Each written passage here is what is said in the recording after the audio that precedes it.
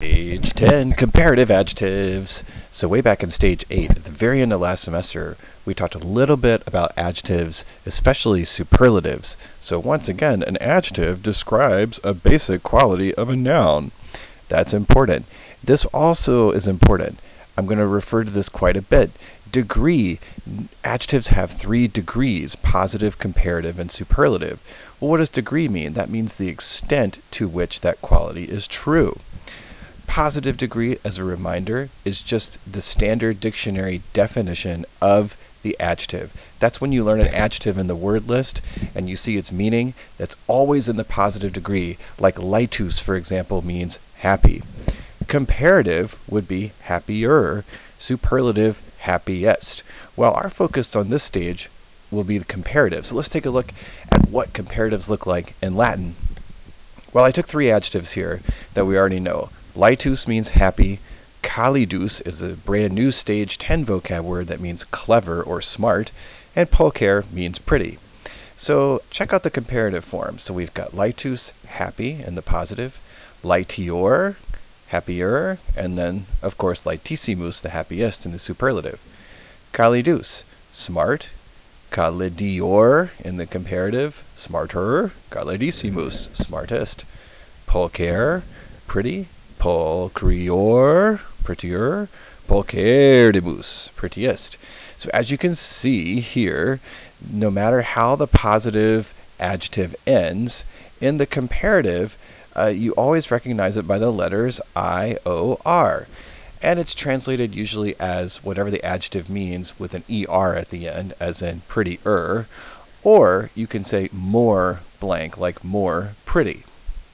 So far, so good. Now, this word qualm has shown up in your Stage 10 list as well, meaning than, and comparative adjectives are usually accompanied by this word qualm. To take a look. Tua villa est pulchrior quam mea villa. Your house is prettier than my house. Grumio est calidior quam Caecilius. Grumio is smarter than Caecilius.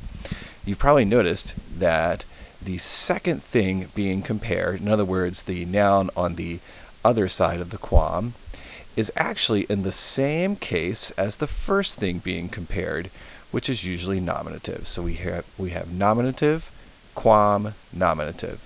Nominative, qualm, nominative. That's important to note. Now, as always, there are irregular forms, and in Latin there are 6 major adjectives that have irregular forms.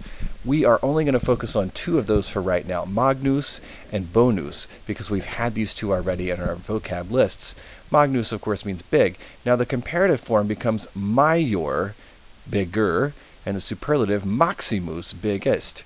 By the way, this I in the Middle Ages became a J, so that's where we get the English word major. Bonus means good.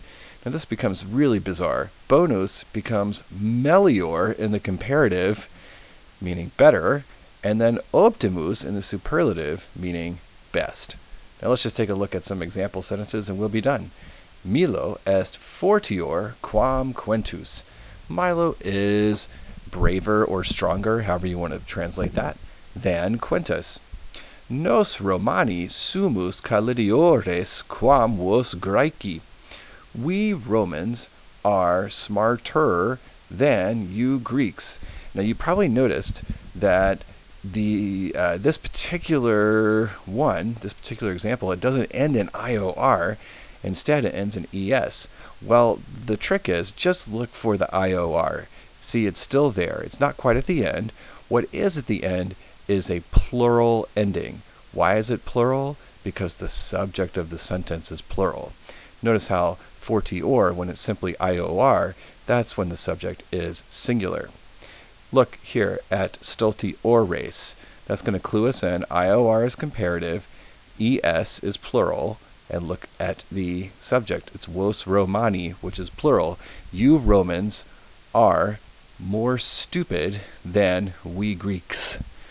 Okay, how about this one? Roma est maior quam Pompeii. Rome is bigger than Pompeii. And a last one using another irregular here. Mea sententia est melior quam tua. My opinion is better than yours. It's not really. Okay, that's the end of video 1, so go on and watch video number 2. We are